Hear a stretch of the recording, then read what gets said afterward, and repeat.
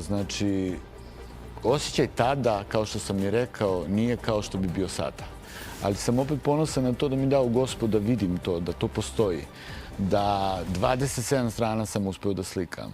Da imam informaciju da je car Dušan ubijen tako što je otrovao ga grčki vidar u pohodu na Carigrad. Ja kažem, sve to bi voleo da prikažem u jednom filmu za koji se borim da skupim sredstva, jer znaš da sam iz Zvona Notre Dame finansirao sam i pustio ovo narodu. Baš ti detalji. Tamo imaš, recimo, originalan razgovor Bajazita i Lazara na kraju bitke. Ona priča gde se Lazar njemu obraća kako se tvoj otac usudio da napadne srpsku zemlju.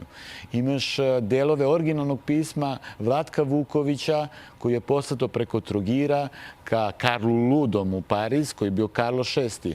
Zašto je Murat požurio tada? Zato što je imao sukob ne sa Bečom, ne sa Rimom, nego baš sa Karlom Ludim. Zato je njemu ta informacija bila jako bitna.